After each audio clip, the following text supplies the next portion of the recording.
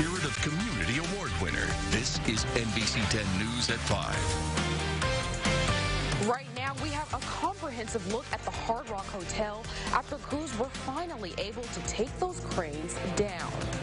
And the U.S. military is removing troops from Syria for the largest removal the country has seen.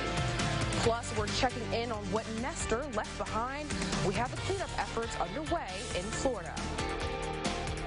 Hello, and thank you for spending your weekend with me. I'm Chelsea Jones. And guys, so it happened. Here's a follow-up to the story we brought you yesterday. Demolition of the problematic cranes at the Hard Rock Hotel in New Orleans did come down today. It's our top story.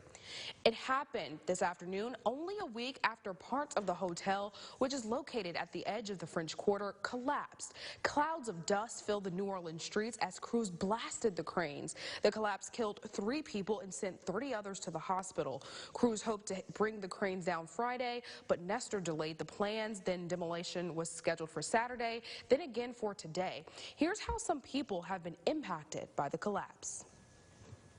We were all evacuated on Saturday morning when the building came down, and we were made to leave with none of our personal items. I don't have any ID. I mean, the city has been really good. They're putting us up at a hotel, but it's very expensive. You still have to be able to eat. They are giving us meals, but, you know, I've had to buy clothes.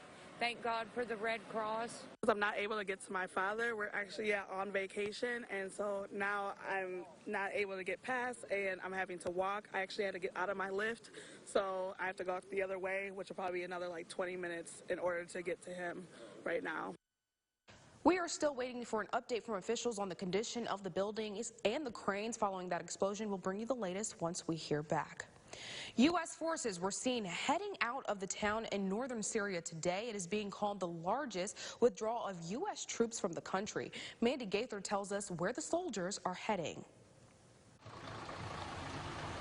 Hundreds of trucks on the move. This exclusive video shows U.S. personnel gathering near Hasaka, Syria, en route east to the border with Iraq. The withdrawal will take weeks, but the largest ground move of U.S. troops in Syria marks the symbolic end of the major U.S. presence in the region. I think overall the ceasefire generally seems to be holding. We see a stabilization of the lines, if you will, on the ground.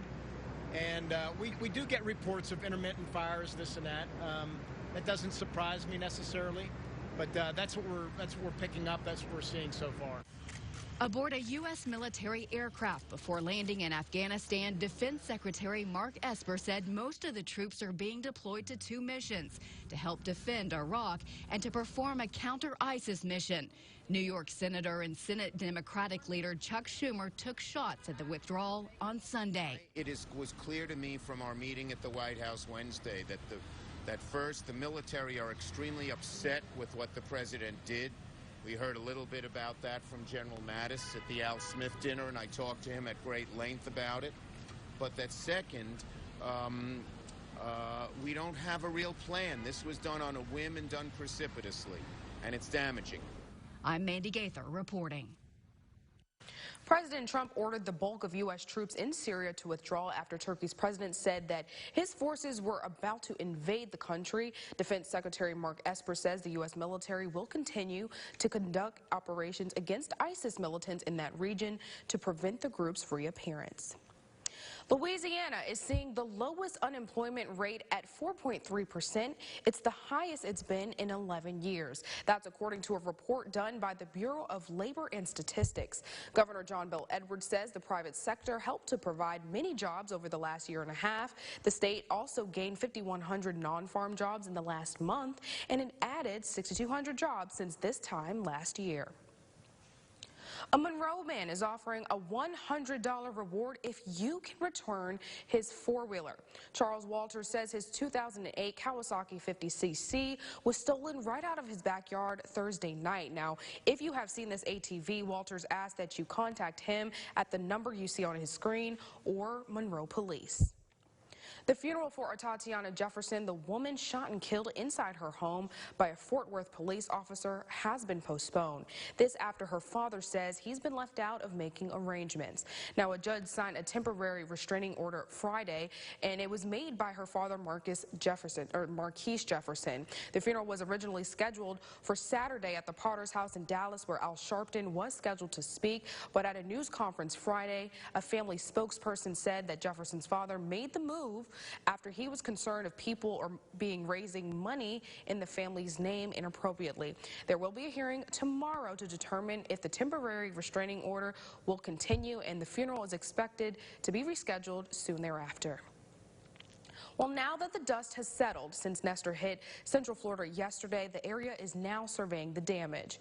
Homeowners work to remove debris and repair the damage. Initial estimates show that around 50 homes in Polk County, which is east of Tampa, was impacted. The National Weather Service says an EF2 tornado moved through Polk County overnight. They say the tornado had sustained winds of around 120 miles per hour, but no serious injuries or fatalities have been reported. Now we're going to take you to a neighborhood that was in Nestor's path to see how people made out. Daniel Garcia spoke to homeowners that are now cleaning up.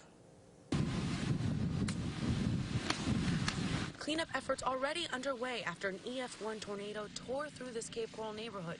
You can see in this Wink News drone video the extent of some of the damage to this one home. A scary sight for neighbors. Horrifying. It absolutely horrifying. Dana Deneen says he was woken up by the loud sounds. It sounded like a concrete truck mixed with thunder, and it kept going on. Yeah, as soon as it got daylight, I went in to pour a cup of coffee, and I looked out the kitchen window and went, oh my God. Candy Payne was out on her porch, still dark out, when she heard the tornado coming through. And it sounded like a train came through the yard. The National Weather Service says the path was a mile long and 100 yards wide. While the path missed some homes, It didn't even take the avocados off my avocado tree. Others weren't as lucky. Neighbors were out seeing the damage done. This car was thrown from across the street, completely smashed in and totaled. And this home destroyed. Half of the roof gone, the garage caved in. Fortunately, no one was home at the time. You can plan for a hurricane, and you know the hurricane's coming, but boy, that tornado, I mean, it was still pitch black. It was early in the morning. People were still sleeping. Nestor brought heavy rain and winds. It is expected to make its way to the Carolinas today, and we will keep you updated with the latest as we learn more. But still to come, a local man who made a difference for Lincoln Parish, one school bus at a time. We're going to bring you that story after the break. But first, it was actually a really hot day, Brian, and I don't understand, what is the weather doing? Unstable air mass ahead of our next cold front. That will be moving in for earlier tomorrow. Time out those details, and we'll see the cooler temperatures when NBC 10 News at 5 continues.